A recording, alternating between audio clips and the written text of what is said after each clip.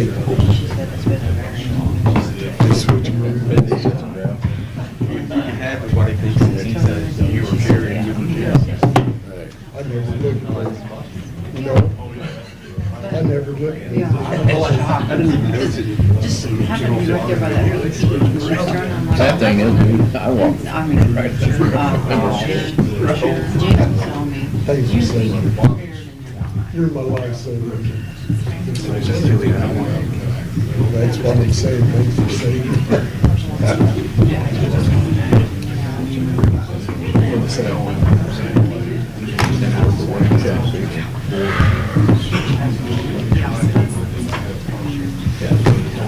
All right. Yes, start, I guess. Yeah. It's not the state, my state's address, how many know he lives in Newcastle?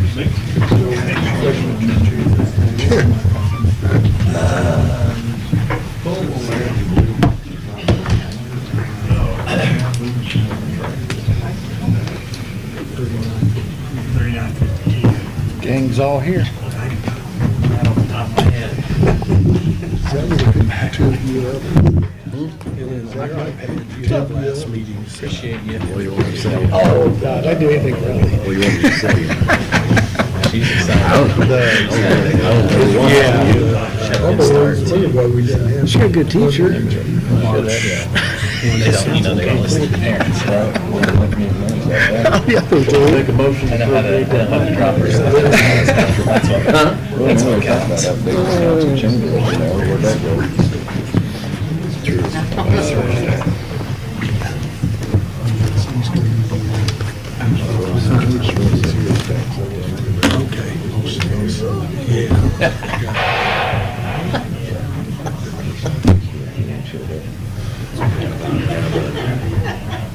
You mind taking?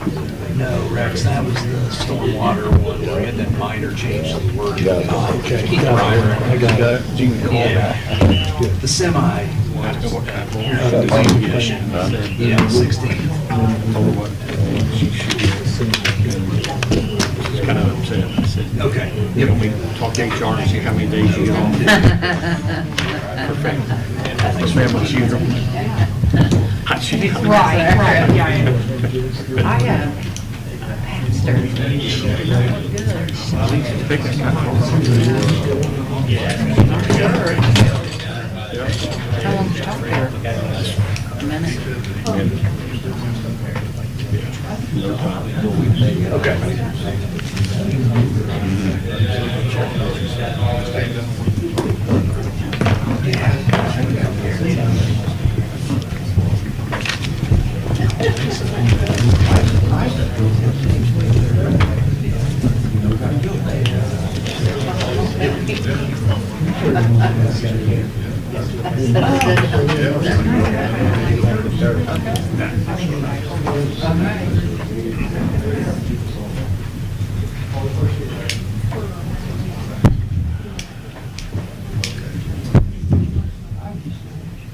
You might sell the front row tonight.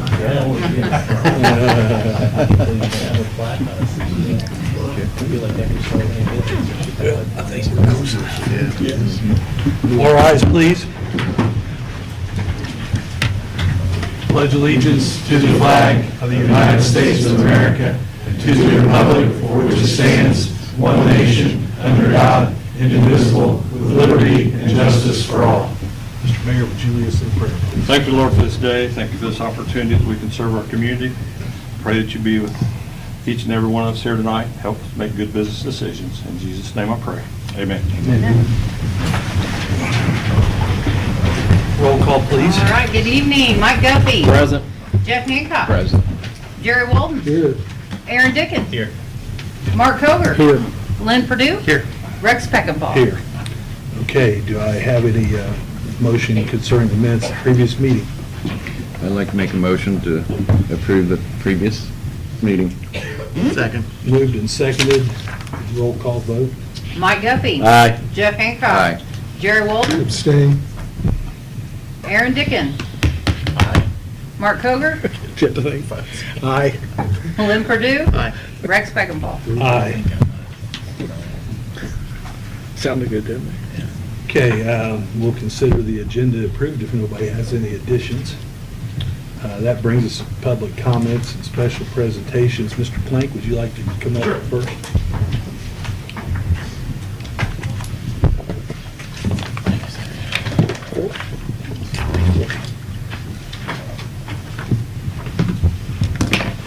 Thanks, sir.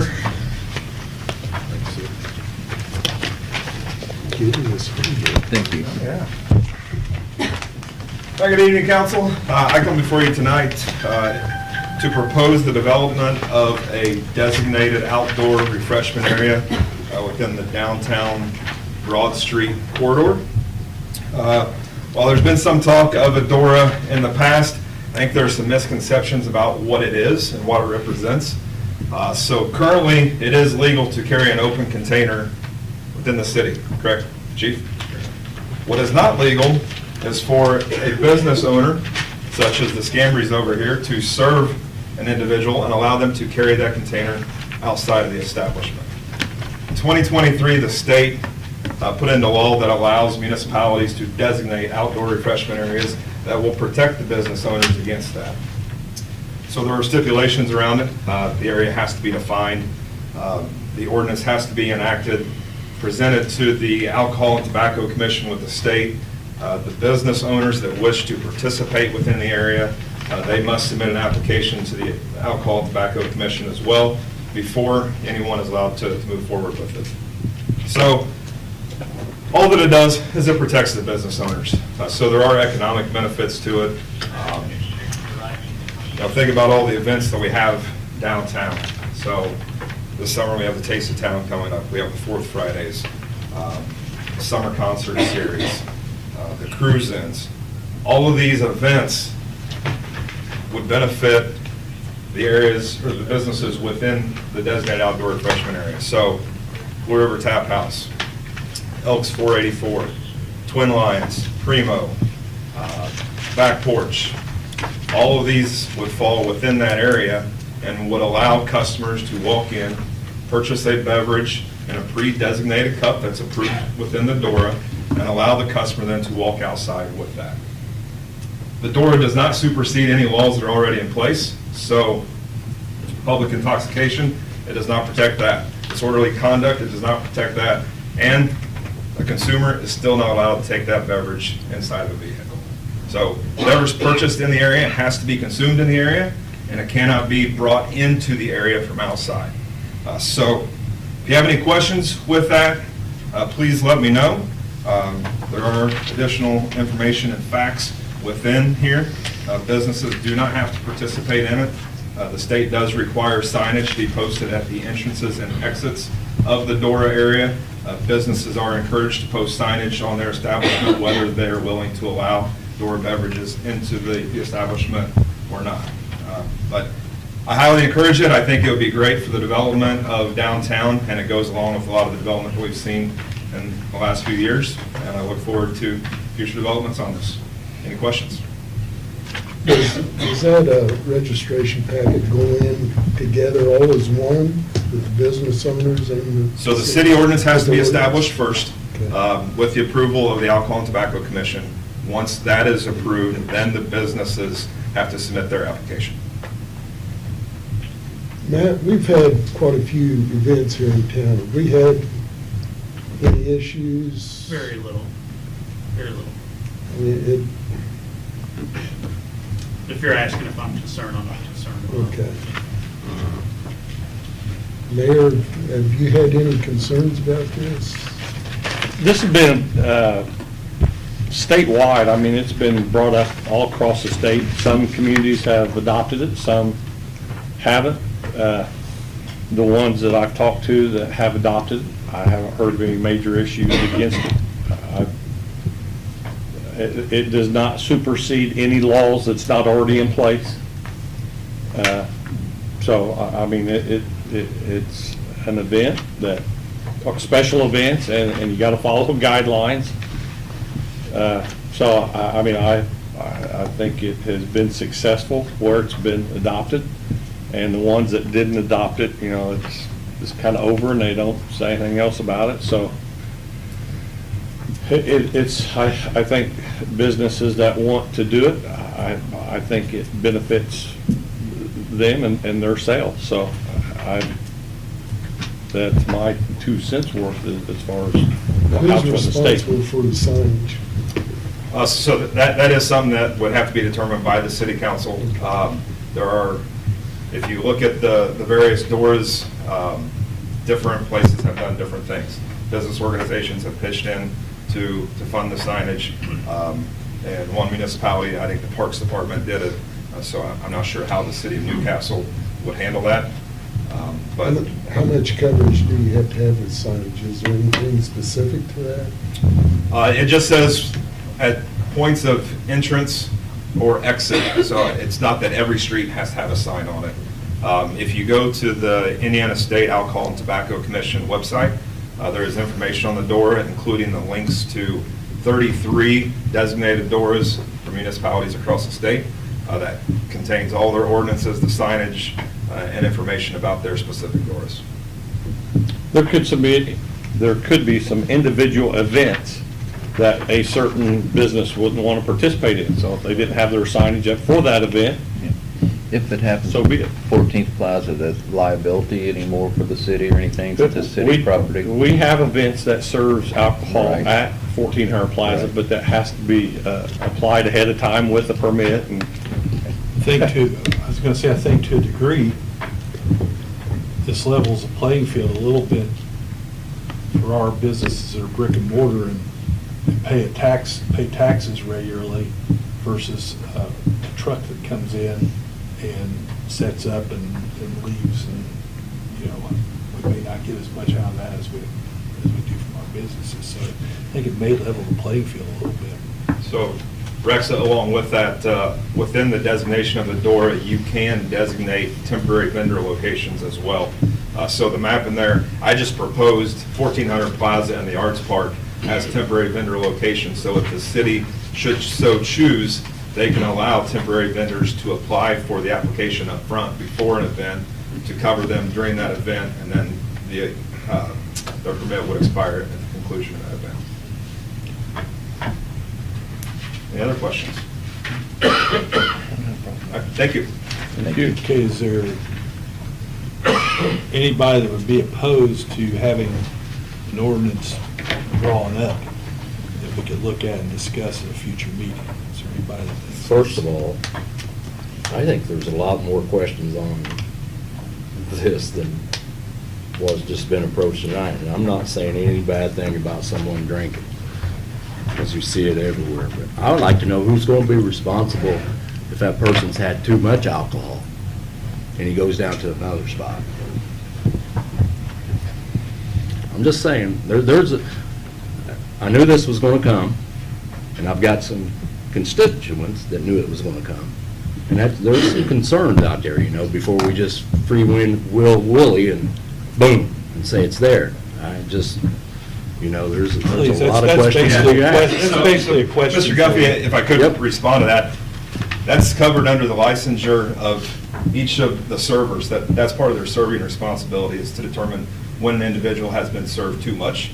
How do they know how much he's been served down the road? They don't know that now. Same as now. They don't know that in any establishment. It's understand. a decision each time an individual orders a drink. Okay. Is this under, it's just designated times, am I correct, Forrest? The city has the ability to designate the time. If you look at Yeah. different municipalities across the state, many of them are 11 a.m. to 9 or 10 p.m. during the week, till 11 o'clock or midnight on Friday and Saturday. Gotcha.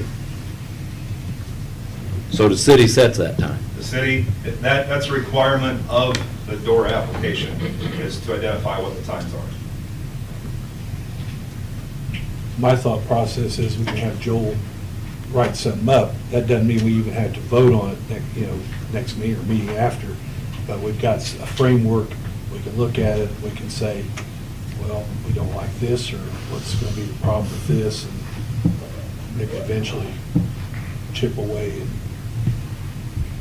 get that. Or maybe decide not to do it at all, but at least we've got maybe a little more information to go on. He might even come up with a couple, 3 sample things that he sees other people. doing, so. Yeah, I'm fine with it. Take Okay, so all right, go ahead and have him write some things down? Yeah, I'd like to Okay. see what it looks like. All right. Okay, anybody else from the public that would like to come forward and speak? Yeah, it's all right. Thank you. You're like Just special. two things. As far as we've had this agenda in the works for, it used to for about the past year since I've been coming to the meetings. What I would appreciate, and I think it's been suggested from the Board of Works, if the resolutions in the ordinance could be a little bit more specific. It's really hard to make public comments, and since the comments at the beginning, it's very vague about what's going to be on the agenda down below to discuss. And that's just, it's very challenging, and I've heard people come in before and say, okay, we didn't know what was going to be discussed, so they don't talk. And the other thing is, gentlemen, I would really appreciate if you guys would speak a little bit louder, because it's very hard, and I sit on the second row all the time, and some of you guys, I appreciate it, but you sit back and lean back, and I can't hear you, so I would appreciate it if you speak a little bit louder, so, because I'd like to hear your comments, so that would just help, so, thank you. Thank you. Both of those are good comments. I tend to have a lower Just tone. lean back. Well, and I tend to have a lower tone a lot of times anyway, but those are both good comments. The first one, we really do, that's one of the things we've talked about, State Board of Accounts, we talked about that in our minutes. So it'd be maybe good if we got a little more info there. I know we can do that, so appreciate you bringing that up. Hey, Aaron. And yeah, they're on, but I mean, those 1950s United Methodist Church speakers aren't going to do anything for us here. So if you guys want to look into getting speakers, I mean, we can do that. I also was going to point out that I think the agenda is always posted online, maybe the morning of the meeting or maybe even end of the week prior. So, and I know not everybody thinks of that, and it doesn't help if it's still, as it's written there in vague. Right. But exactly. But then somebody could look at it and decide whether they were going to come or not. Good point. Okay. All right, anybody else from the public wishing to come forward? Mrs. Broyles.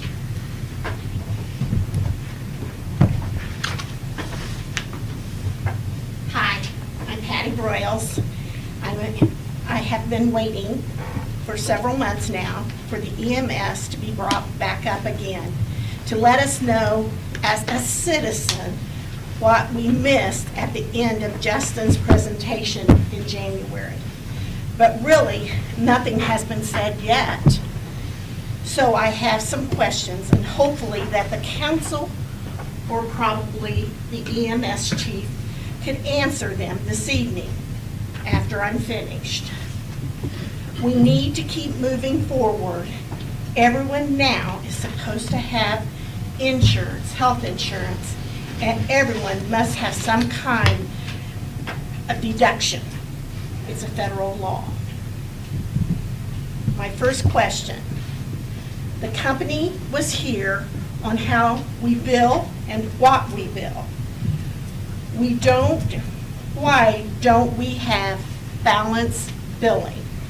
And how much would this save us on an average year?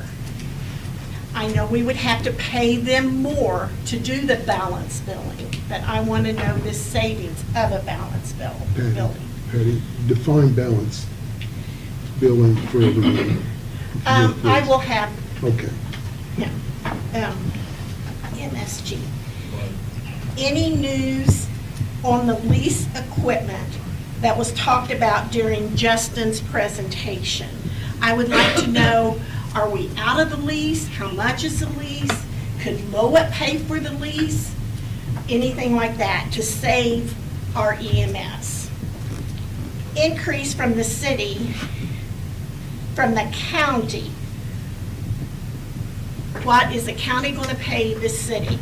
That was brought up in Justin's presentation for 2026. It can't be changed until next year.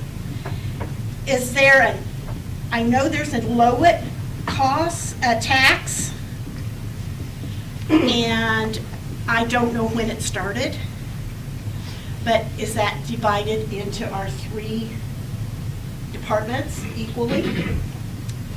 And has it always been divided in our three departments equally? And is there an EMS tax available?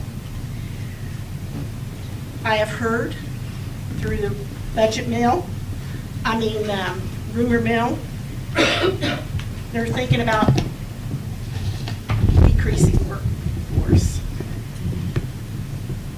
Can that be done to help our budget? Summarize, I have 5 questions. Balance billing, lease equipment, county increase, EMS tax, and the Lowit tax, and the workforce. Thank you for your time and working to move forward on the budget. This EMS program might not be solved in 2 years. It's like the insurance. Everything takes time. We need to get behind this Henry County and the city to show our support and to this administration on how well they've worked. Thank you. Thank you, Patty. We're in process of working with the county right now. There's been no figures decided. I mean, we're in negotiations about that right now. So that is a huge, huge portion of the future. And we're working through that right now. You want to talk about balance billing? Yeah, sure, I can address some of that stuff. Balance billing, essentially it goes towards your deductible. Ted was here when he talked about it. Wouldn't be taking money out of, grandma or grandpa's pocket that's on Medicare, Medicaid. We have hardship processes in place now. It would just be, since you're taking money out of those that have insurance, that have to pay a deductible, like myself, that would generate around $50,000 more of revenue if we was to balance bill the people that we make calls to. Patty had asked about the equipment lease. We are in the process of terminating that equipment lease, and ideally, just as soon, had correspondence with them today, that they've acknowledged that and are referring me up to their EMS contracts division. With that, ideally, we'll be able to save around another $100,000 a year if we can get out of that. We will have to purchase some equipment outright, but the yearly payment of that is going to be around $100,000. And that equipment we would own at the end of the deal. But I tried to make some notes. Increase in county funds, the mayor talked about that. We've met with the county. They do understand that they need to pay their fair share, and I felt good about the conversations with them and think that we'll be able to come to an agreement with that. The Lowit tax, I'm not sure when that started. That might be an Ashley question. We might have to ask somebody on the council might know, or the auditor. Some of that was supposed to, my understanding was get split amongst the departments, and here, Ashley, Shirley, we've been working with them, and that does come to us. Some of our payrolls paid with that money, so we are getting an equal share of that to help offset some expenses. There is an EMS tax. It was enacted last year. That takes the tax council, which is the city of Newcastle, city council, and the county council to do that.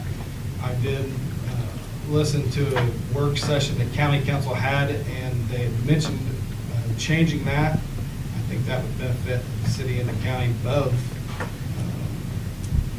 Can I add something, Justin? Sure.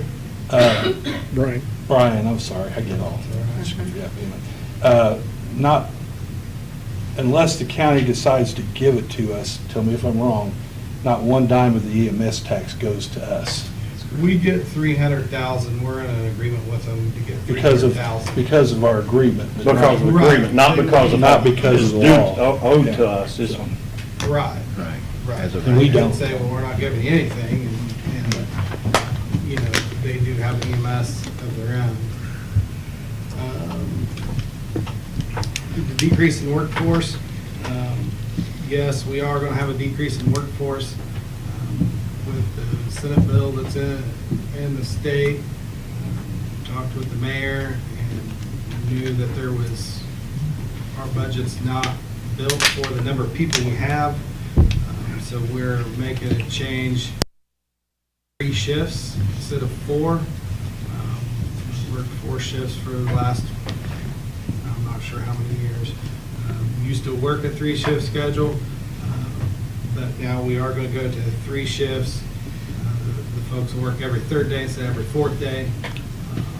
We will still run the same number of ambulances every day. The services won't be cut. The citizens won't see a decrease in service at all. So we're just trying to, with that, the cost savings will be around $1 million a year, which is huge for the city budget and everybody involved, except for the 6 folks that potentially might lose their job. But we want to be able to keep the doors open to the service and be able to provide the service. Patty, did I hit most everything? I think you did. Other than the law, has it always been divided equally? But looking back, we hadn't got any for 7 years. I don't have, you know. We bought ambulances out of Lowell. Yeah, it's kind of like, We bought you know, it's numerous kind of like your ambulances out kids, of you Lowell. don't always give all of your Leases. kids the exact same thing every time. But we have bought ambulances, I think we bought a new chassis or new box. We bought for numerous ambulances. equipment over the last Bought- 14 years. Bought a lot of things for EMS, and we've participated in raises, so. Yeah, I do know, I asked Ashley about the raises, and they are being paid now out of the lowest money. That's lit. Lit, Yeah. lit, same option. I think it often, but I just really appreciate the time, right? I want to elaborate on the first point, the billing and whatnot. So, yeah, the Affordable Care Act had the individual mandate, but that was repealed in 2017. In 2019, you stopped getting penalized for not having insurance. And I would imagine, given the makeup of our community, we probably that are not covered with any sort of insurance at all. And then additionally, and I know I'm kind of in a unique spot, but when I think of balanced billing, to me, that is what comes after billing insurance. So if you have a copay plan, a PPO plan, and it says, you know, ambulance ride's $300, you pay $300, that's the copay that your plan has negotiated with your provider. If you have an HSA plan where everything goes to that deductible first, you're still going to get billed whatever, you know, they have negotiated that fee to be. It's just going to go to your deductible. And so what I'm gathering, and I don't know that I'm on the same page yet, but we may not be billing everybody that has insurance based on that. Is that correct? We send everybody a bill that has insurance. The balance billing comes after the insurance allowable amount. Got it. The balance bill then that. Over whatever insurance has said, Actually, this is the appropriate amount that we agree to cover. Correct. Okay, And It's didn't not a the, full $1,800 bill. right, okay. And if it doesn't cover all that, they do not get turned in to collections. Right, right. I have a question about, I know we run all over the county, and you just said the county also has an EMS department. How do you guys work that on dispatch? Who gets sent where? We take care of all the emergency stuff, and they just do non-emergency transport. Okay, Doctor's okay. appointments, stuff out of nursing homes, the dialysis stuff, and then we'll use them if all of our trucks are busy, then we'll call them for 911. So then maybe, okay, that's what I thought. In the past, we've had 4,000, 4,500 calls a year. We're up to over 7,000 calls a year now. It's my job. It's not to throw the council under the bus. It's been my job to make sure that we have good housing, good equipment. Our largest and our best asset are our employees. And if I can sit right here and say, if we had all 50 of the best top employees, EMS workers in the state of Indiana, and I brag about our EMS every time a business comes to town, I always brag about it because I truly feel like we have the best EMS in the world. But if we had 50 of them and our budget could only finance 20 of them, it's a business decision for me that we can only afford to have 20 of them. I hate that we can't afford 50, but it's a business decision for me that I feel like we have the best that there is in the world, but financially, I have to make a business decision, and it's not to throw a department head or anybody else under the bus. I take full responsibility for it. I brag on, there's nobody brags on them more than I do. But we have to get our budget in order. I apologize about that. I still feel like we will have the best coverage in the world, and that's the way it is. Right now, we cover Moreland just like we cover Sunnyside. And we cover Louisville just like we cover Wilbur. We've, since I've been mayor, our numbers have just about doubled. I mean, literally, just about doubled in calls a year. And there are some other entities that have asked us to do things for free, that we just can't afford to do things for free, as far as taking people home from the hospital that's been released and didn't have any other access. I mean, we have sympathy for them, but we cannot do that. I'm throwing myself under the bus. Fire, police, EMS, numerous times. Gets a lift assist from somebody that's in bed and just wants to go out to the living room to be moved from the bedroom to the living room and to watch TV that afternoon. If we don't make that call, guess who the lawsuit is that if they fall and break a wrist or break an arm, guess who the lawsuit's against? I mean, so we've been asked to do a lot more for free, and our coverage is as good as it has ever been, but I feel like if we, this is not a threat, but if the county cannot help financially assist, then we stay inside the city limits, or the corporate limits. I want to say corporate limits, not city limits, right? Yeah. The corporate limits of the city of Newcastle. I want to cover the whole county, but financially that has to work. So I'll take any questions anybody has. So are we feeling comfortable with what the county's going to offer? Because I watched one of their meetings online, and of course I wanted to go talk to some of them because they feel like that they can hire someone private to do it for $300,000, and I don't think so. So are we feeling comfortable with what we asked for, or are we asking for way too much, or? Well, I haven't heard that. We've asked for a dollar figure, but I watched one of their council meetings right after you all had went up there and talked to them, and that's what they mentioned. They wanted to go outside and maybe try to find someone. Well, if they do that, then we stay inside the corporate limit. But I'm just saying, are we feeling comfortable with what we asked for? Yeah, we are. That we initially asked for a number greater than 900,000.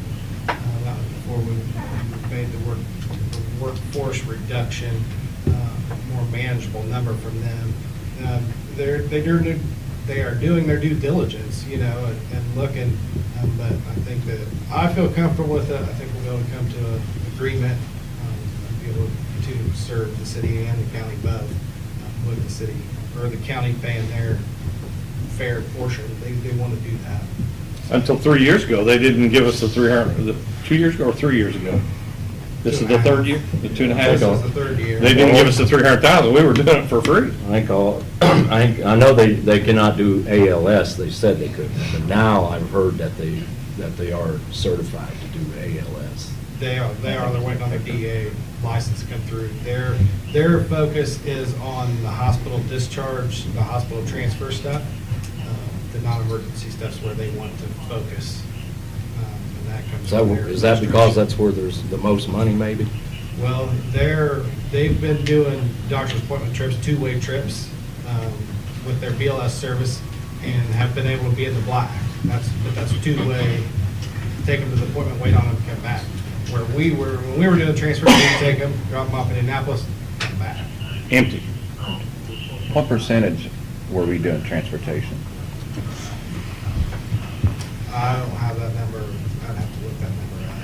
Yeah, we brought in $350,000 a year. Our payroll was $500,000, we've saved $65,000 a year in fuel costs, and that's not to mention the wear and tear on the vehicles. So it was costing us greater than $250,000 a year to do those. Some of these private services, they make their money by running it like a trucking company. You know, you don't take a load of goods from here to Pennsylvania and not bring something back. And they don't pay the benefits and the salaries either, probably, do they? Well, some of the private services pay more than we do, Okay. but they balance bill, they run it, it's a terrible analogy, but like a trucking company, you know, the unloaded miles and because you can actually bill each way, so you bill the insurance for 2 ambulance bills plus 2 cents of mileage when you do two-way trips. But on those, like on a transport, you don't have to be a paramedic, right? Just basic EM2? It just depends. There's different kinds. The doctor's appointment stuff, no, they're usually what's considered basic life support transports. But there is ALS where you have to have a paramedic too to do some of that stuff out of the hospitals. But then again, too, you can look at the state average of what that transport is, state average. If it's a $1,200 transport and the insurance decides they're only paying $782 of it, that's all the insurance is paying on. Just because what the suggested cost is not what you're going to get paid either. The federal government, the insurance companies, the reimbursement rates that ambulance has gone down over the years instead of up with costs rising. There was a study, the state put a study out, I think, said two-thirds of money that ambulance companies get are municipal dollars, tax dollars, essentially funded. And only maybe 20% comes from insurance revenue.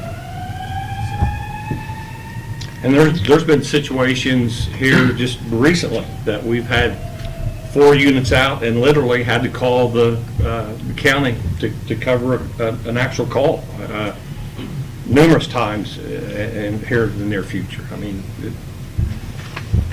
I think when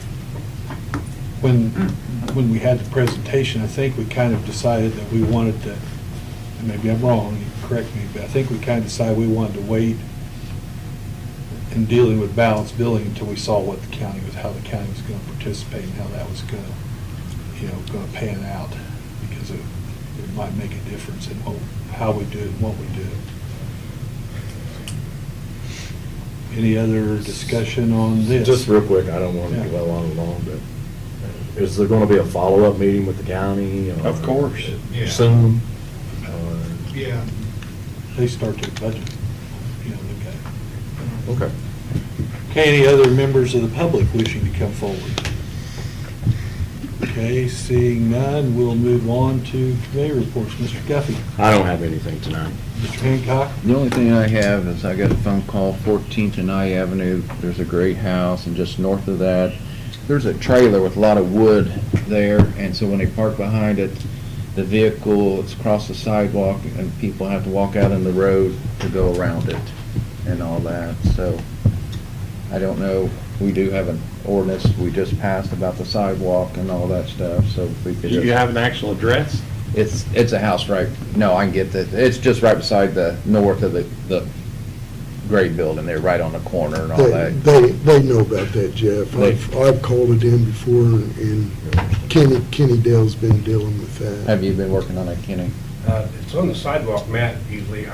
Okay. I'm not, Yeah. I can't remember which It's, one. there's a large trailer, so instead of parking on the road, they park in the driveway, but it comes across the sidewalk and walking, then people have to go out in the road to go around it. It's that one I called you on about a month ago, that same place. I can get you an address if you want to, but it's just that one house. They know Yeah, where it yeah. is. Thank you, that's all. Mr. Walden, I kind of dropped the ball a little bit, I think. It's okay, we'll get it. Yeah, you go ahead and Yeah, filter okay. in there when you get a chance.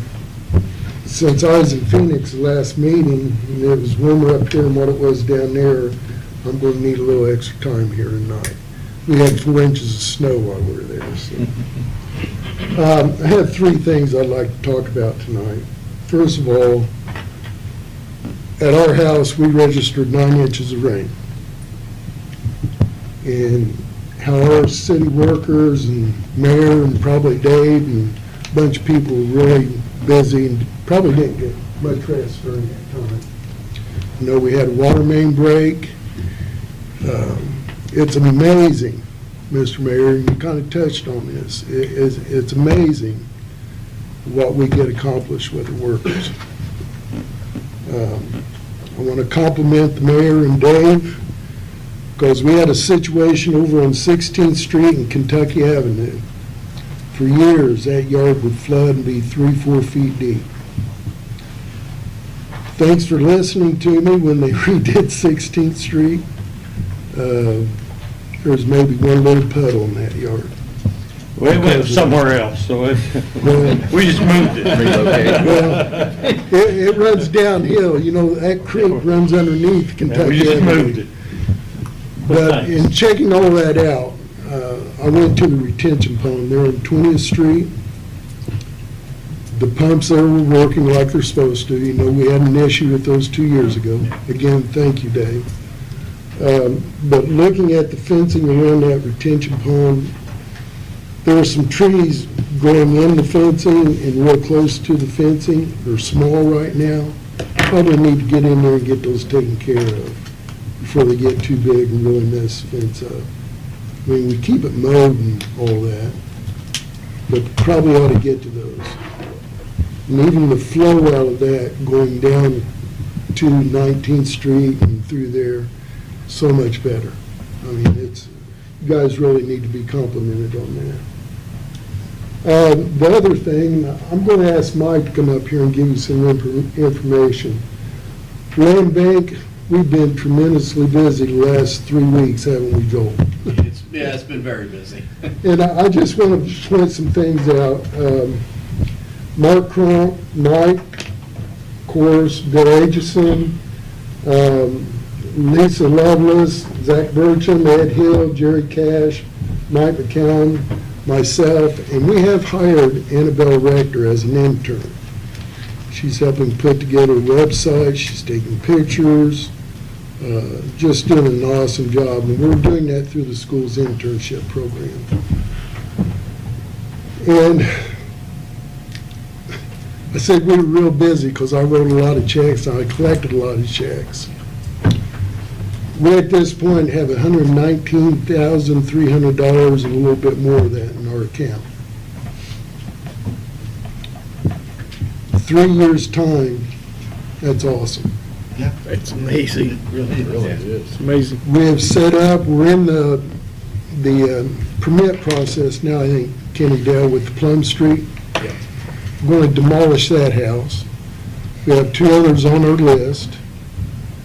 So we are not only collecting money, but we are planning on spending that money, investing it back into these properties. And for those of you who don't know about the land bank or understand how it works, the county has basically turned properties back over to the city for back taxes, or we've had fees against them, liens against them. And we basically refurbish those properties back. People here in town buying them. A lot of it's extending their yard. That's mostly what it is. Now here recently, we've sold some structures that are going to be rehabbed. It's working great. It's working better than what I ever dreamt it would have. So I asked Mike to kind of give you a review of the properties that we've been through. And we owe a lot to the county because they've really helped us out. They helped us get this jump started. So we owe a big thanks to them too. So Mike, go ahead and. You took all my thunder there. I was thinking, what's Mike gonna say? No, we started this back in '21. It was, the goal was to get away from the online tax sales where we had people from California, Florida, East Coast, thinking they were getting some cheap property here in Henry County and Newcastle. And we didn't have any recourse to go back on them for not paying their taxes, not keeping up their yards, things like that. So the land bank was started, and along with Joel's help as the city attorney and the land bank attorney, more or less, in '22, we sold 10 parcels, and 3 were structures that were demoed, and 1 house we sold. In '23, we sold 2 parcels. I don't know what happened, whether we all got lazy or what, but we did have a little bit of trouble getting properties from the county up until '23. So in '24, we got quite a few properties. I think we got 9 properties from the county sale, plus the ones we already had. We sold 16 parcels, 4 were structures.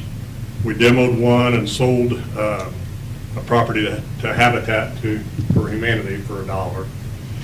We've done several of those. Then 4 lots were sold to a new nonprofit group, Affordable Housing Solutions of Henry County. We sold 4 lots to them for $1. And what their plan is to develop them, either build some houses on those properties or rehab the houses for low income. And then 25, so far this year, we've sold 5 homes, and 3 of those are going to get rehabbed, and 1 of them's going to be demoed. The adjoining property owner bought it, once that enlarged his property. So things are going along real well. The county, like Jerry said, has been working great with us. Last year, they gave us all the properties they had in the city limits, and I don't think they're going to have as many this year because it takes a while for people to get behind on their taxes, and so that cycle will come back around.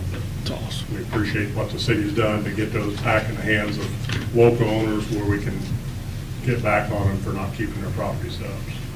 We appreciate what you guys do it's to get absolutely the job done. Yeah, thank you. And we really appreciate Kenny Dell and his office for working very closely with us. I can tell you that this has come since 2010, 2011, when I sat in Kathy and Dennis Hamilton's kitchen with Gretchen Cheeseman from Muncie. She tried to get this ball rolling, and we spun our wheels and spun. It wasn't anybody's fault. It was just so hard to get off the ground. And I can't thank this group enough, in all honesty. It's had a lot to do with it. This is huge, and thank you to all the volunteers on that board, and to Joel and everybody that the time you committed it, because all it's doing is helping our city. And it's taken a long time to get there, and the right people are in the right spots. And thank you all. Greg's been a big part of it. Absolutely. He- Absolutely, everybody. yeah, Thank you. he's really supported this, so, Mike, thank you. And one thing I want to mention, Greg, the mayor, did talk with me about our demo funds, and we're going to get a list together before the next meeting to see what we can get torn down. And then also something I didn't mention was we had a home over, well, I'll call it a home over on 24th Street near the old Firestone plant. But the Newcastle SWAT team's been using that to do some training. And hopefully, once they get done, we don't have any time to demo them. Then we'll let the fire department take care of it. It's awesome. And my last thing, I know we've been talking about expanding our boundaries for trash pickup to those who already have billing from the city. And we've been talking about a figure and all that. And it got me thinking about, I don't want to get back in a situation where we got with water and utilities. Just, you hate increasing prices, and I was one that didn't want to increase prices. No, I spoke to that fact, and we probably let it get too long out of hand. So, looking into this,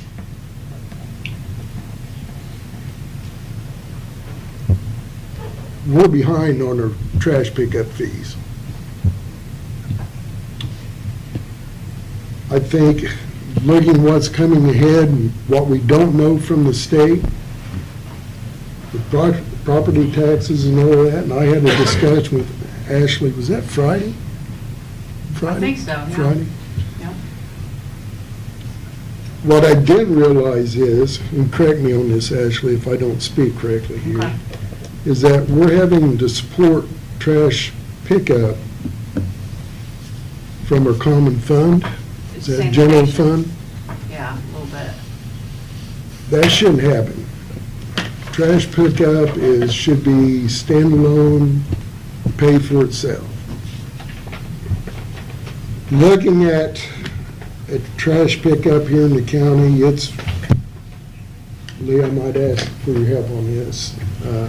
I know what my son pays, it's $35 a month. You have a large item, you pay extra for that. We don't charge for large items. Put a limit on how many you put out. We don't charge for them. And are we at $14? Yeah. $14? Well, we have a total fee.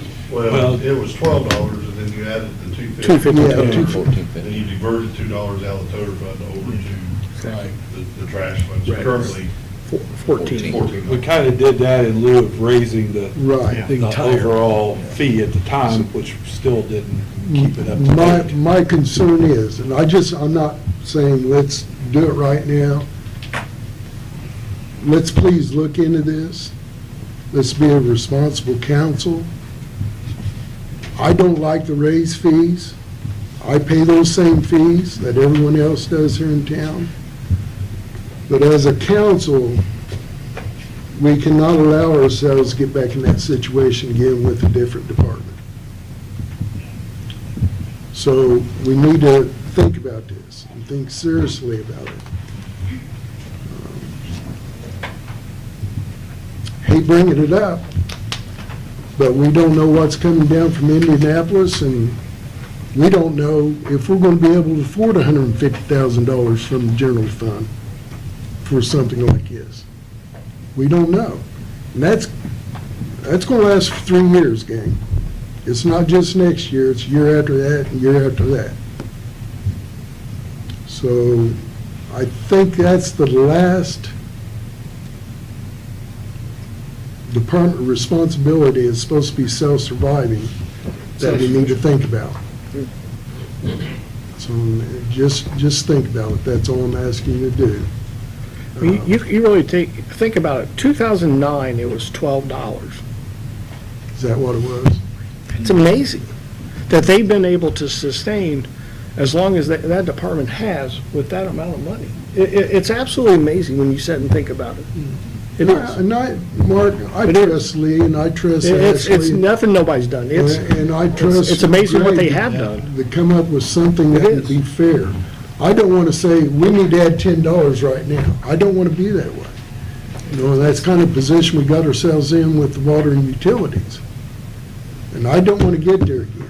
I want to be more responsible as a representative for this city. And I just wanted to bring that up tonight for us to all think about. And that's all I have. Okay, thank you. Mr. Dickon? Just a couple items. The ordinance for parking semis, is that with the zoning board right now?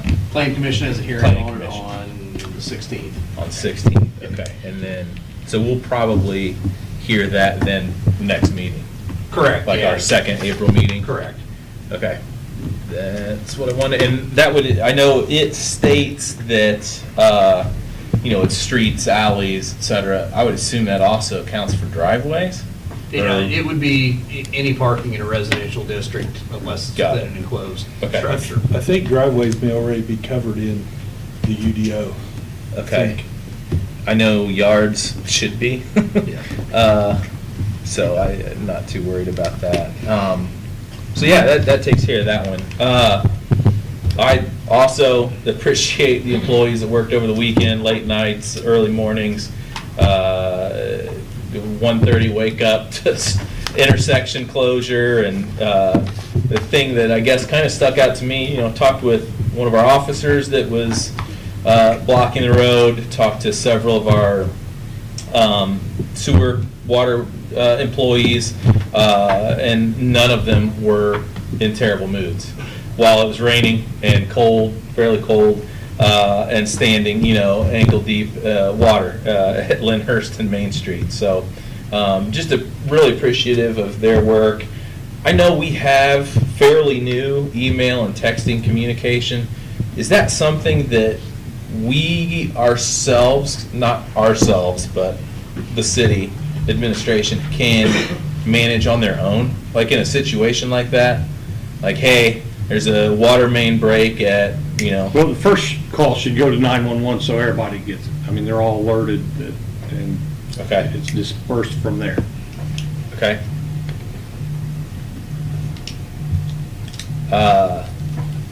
Because and I know there was a lot of flooding, and so I don't know. I get, and I don't. It's not the city's fault, obviously. It's a catastrophic generational storm with some extra bad luck thrown in on it. But I found myself and talked to several other constituents too that were asking me, hey, what's happening? I just didn't know. I don't need to know as a council member, but I'd love to know as a taxpayer in situations like that. So I don't know, maybe that's something we can look into if the existing communication tool that we have, the newer one, can be used for that purpose, so that we can use that in the future. I think one thing we can do, because Kendra it's supposed to be Kendra and I, but I think Kendra's more the point person than me. More Falana at Whole Yeah, Heart but Communications. Falana really does the job. But I think in our email, it would be, one thing I think hurts us, and you can correct me if I'm wrong, Mayor or Lee or whoever, is that our drains get clogged up by debris. And then we get, is that correct? At every rain. Yeah. So I think in our email, we might put something in there, maybe in the paper as well, basically asking the people that live near those drains, if they see a lot of debris getting there, maybe they can go out there and I sat in this rake it meeting away. numerous times. I know you Numerous have. times. But maybe we can put that in our email and make another push to get that out there. Mike had to put his waders on over the weekend and clean, Because bring it off. that'd make a huge difference if we could get people to do that. That's it. Mr. Coger? Just, when Jerry talks about raising trash, put this in perspective. If we would have raised that a quarter a year, it would only be $16. But it's still $2 more at a quarter a year. So just think about that. I have nothing else. Okay, Mr. I have Purdue? nothing. I just have one thing. I got a call from Everett Cole, one of our, in my mind, one of our league citizens. And Everett works tirelessly for a lot of projects in this city, behind the scenes a lot of the times. But anyway, he is one of the people, and he made it clear that he's just one of the people of a group that takes care of the big flag down at the corner of 38 and Broad, Your Park. And the Breakfast Optimist Club does that, and Everett's with them. And anyway, for several years, that has been covered by a local, the cost of maintaining that's been covered by a local business. And I'm not going to say the name of the business simply because I'm not trying to throw them under the bus, but this year, recently, Everett went to them with, like he has every year, and they told him that they'd not included that in their budget. And I don't know if they should have told him or he should have checked, but anyway, so there's no money this year to take care of that big flag down there, which I think is a pretty good thing for our community. He told me that if we could help them this year, he felt confident that by next year they would have new funding in place and be able to carry that process on. But anyway, that the funding that's needed there is about $10,500. And I'd like to ask our council to okay a resolution to appropriate that out of riverboat money to keep that tradition going down here, so. I'll second that. Yeah.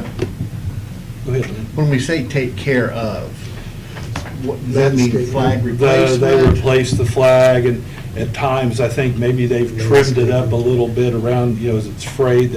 I think they try first to trim it up a little bit, but a mere years ago, they were doing that, and it got pretty short, but I think they don't do that anymore. Whatever it takes to Right. maintain And they- the flag. And they maintain Okay. some of the park. I mean, it's kind of a, general area thing, but. the We big- kind of volunteered the fire department to help them put it up and put it down. And when it's windy, when a storm's coming in, they start to take it down. I've seen it lift an individual off the ground. Yeah. It's big. It's big, it's heavy. So I think the fire department has kind of volunteered to help put it up and take it down. So if there's no objection, I'll ask Joel to write up a resolution for the next meeting. And we can- For 10,500 or 10,000 or for up to 10,500. 11 or? Well, he asked for 10, they're asking for 10,500, and that's what I'd like to see him get.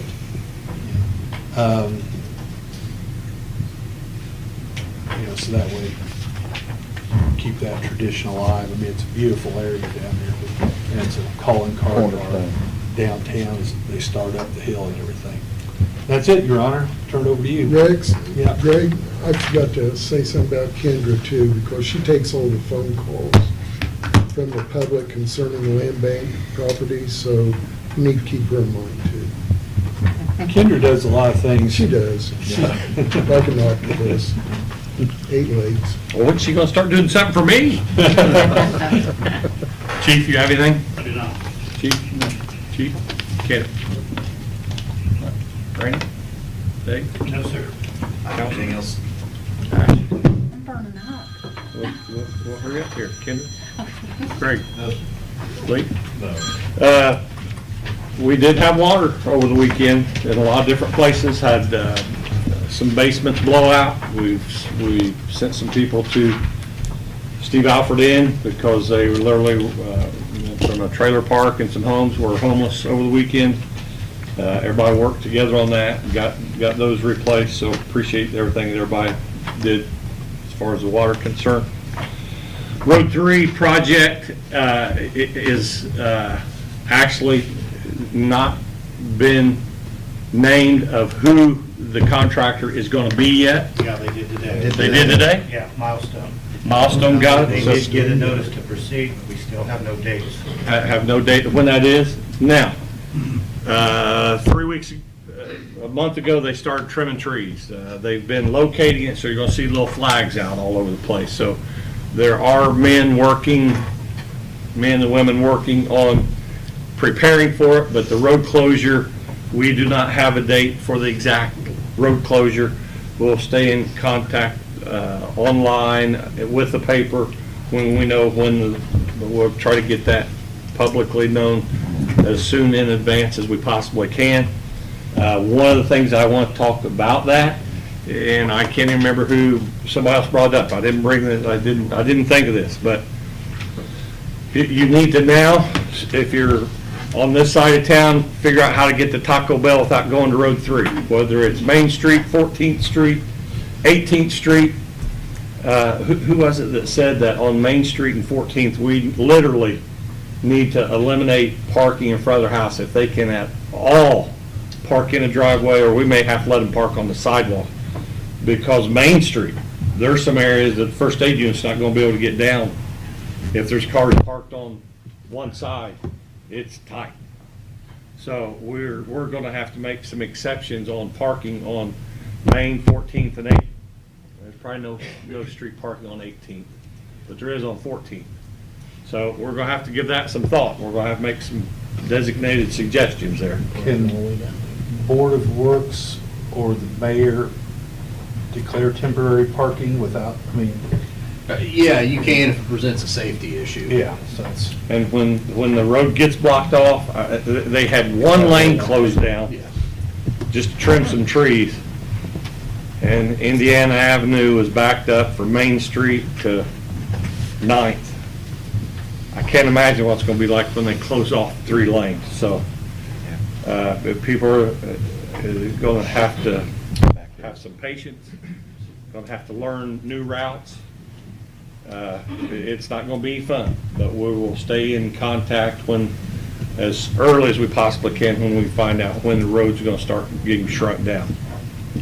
Last thing that I have is, keep Gina Markham and her family in prayer. She lost her father this morning, 7 o'clock, and so she's over HR, and he's been sick for quite a while and had a really tough battle here the last few months, and he passed away this morning. So anybody else have any questions about Road 3?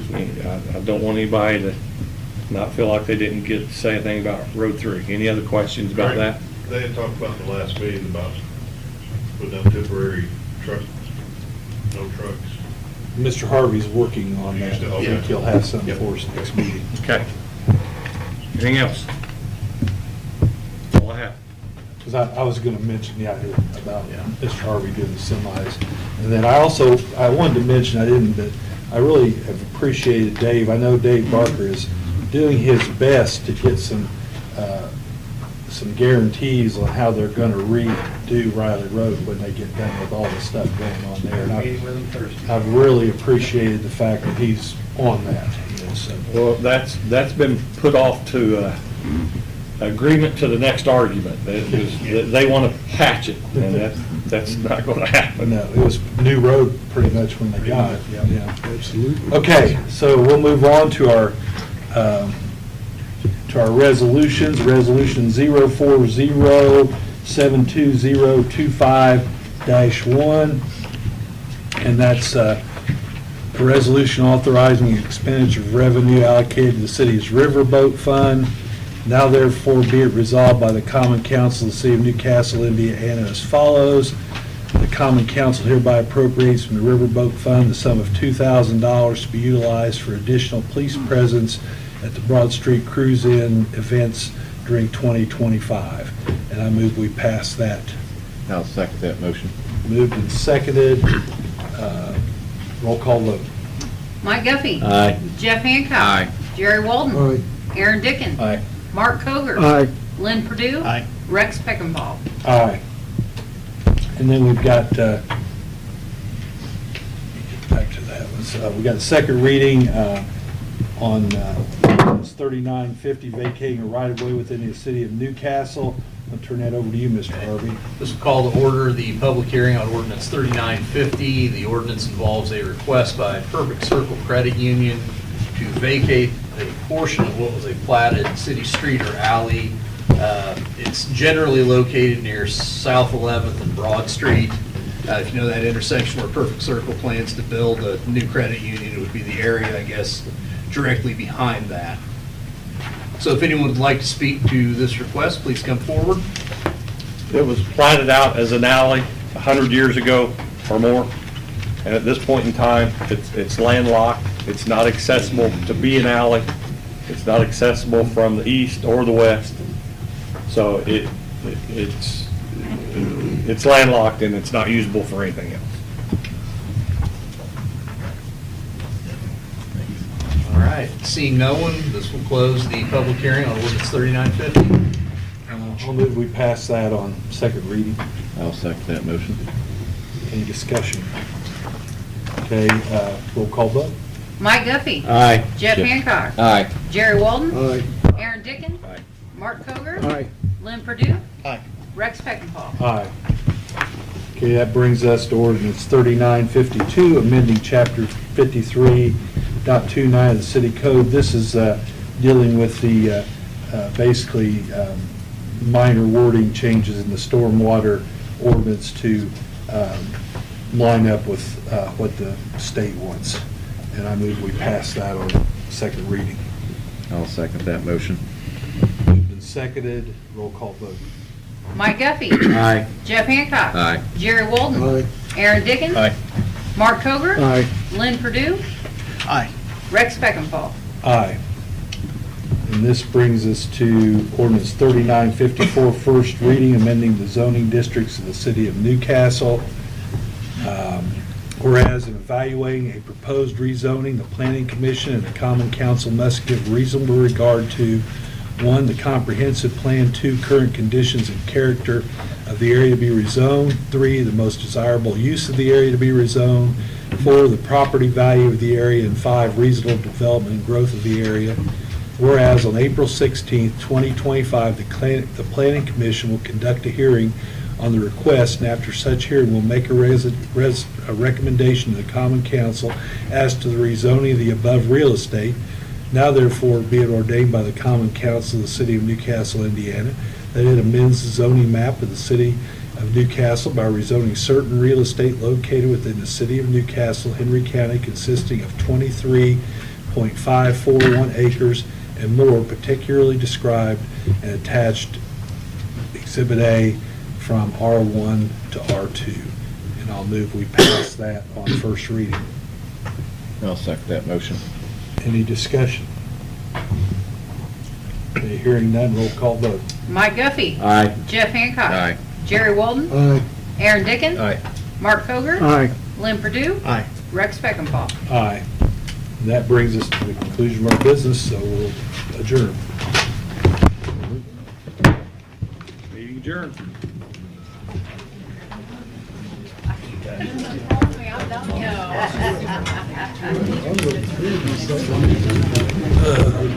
Bring back.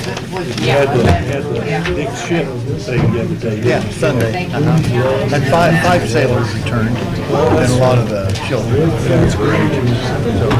Yeah.